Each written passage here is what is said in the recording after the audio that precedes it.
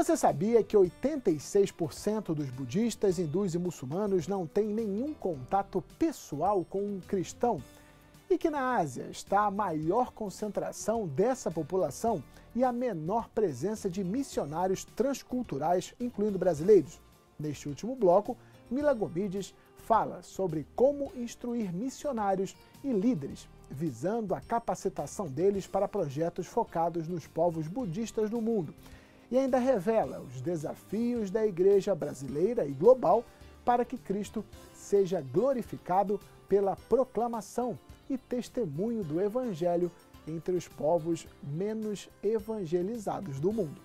Eu nunca cresci achando que eu seria missionária, muito menos a Ásia. Era totalmente fora dos meus planos.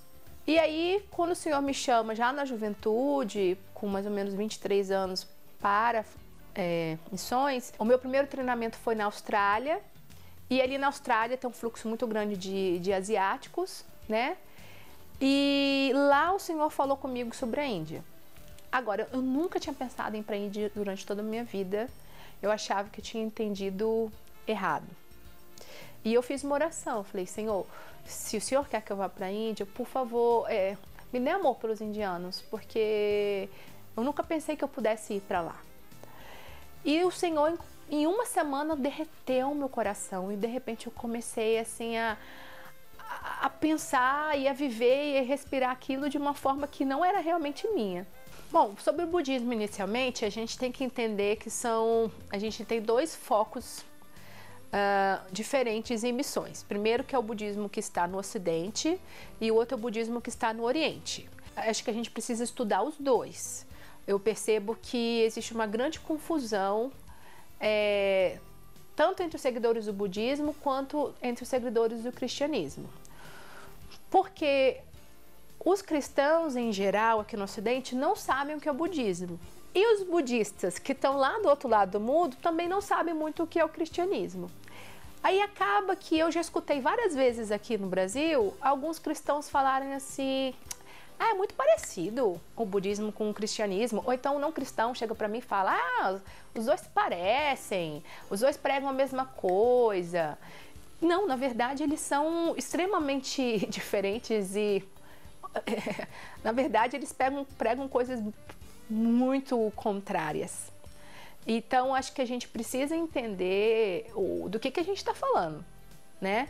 Tanto para um diálogo interreligioso, mas no caso também da missão de Deus, a gente precisa entender quem é Jesus dentro desse contexto do budismo, né?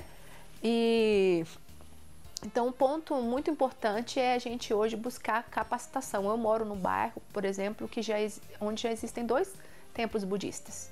E eu vejo que o budismo realmente tem crescido na mídia, tem crescido. Eu já andei por várias ruas em São Paulo que eu olhava pelas janelas e via bandeirolas, eu via símbolos budistas e tá aí.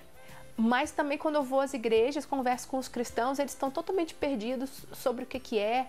Um monte de gente chega para mim e fala assim, eu estou trabalhando, estou estudando com uma menina que está seguindo o budismo. O que é isso? O que ela acredita? Como eu posso conversar com essa pessoa? Então existe essa grande crise. E por isso que eu acho legal o Congresso Brasileiro de Missões ter incluído esse tema, porque essa é uma realidade que nós não podemos mais ignorar.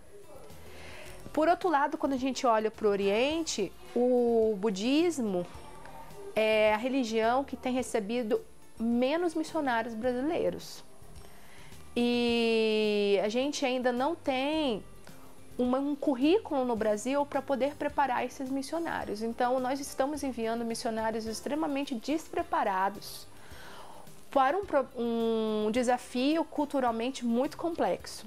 E aí, quando a gente estuda a história desse contato dos budistas com cristãos na Ásia, a gente vê que não necessariamente são contatos de guerra, mas contatos em que há uma má comunicação, uma má compreensão muito grande do que se é dito.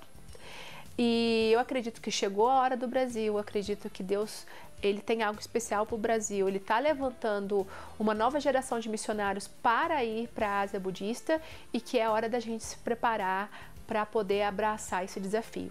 Recentemente, líderes na região me perguntaram: Mila, o que o movimento missionário brasileiro vai fazer diferente aqui na Ásia? E eu escutei aquela pergunta e fiquei me perguntando, primeiro, o que eles querem dizer com isso? E eles falaram: olha, faz quase 200 anos que a gente tem a presença missionária aqui estrangeira. A gente já teve missionários de quase todas as regiões do mundo e alguns problemas continuam. Vocês agora querem começar a vir.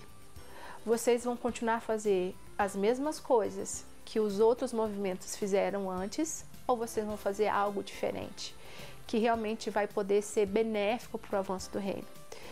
E o meu desejo é que nós, como movimento missionário brasileiro, a gente faça algo novo, positivo, com o Senhor, para o avanço do reino entre os budistas na Ásia. E aí eu gostaria de convidar todo mundo para poder participar do nosso seminário no CBM e para caminhar conosco nesse processo de conhecer mais, de escutar mais, de dialogar mais com eles também e de conhecer mais esse desafio. E com certeza se encantar com as coisas que Deus já está fazendo entre os budistas no mundo. O Conversa Pública desta semana vai ficando por aqui, sempre agradecendo a sua audiência. Até semana que vem. Tchau, tchau.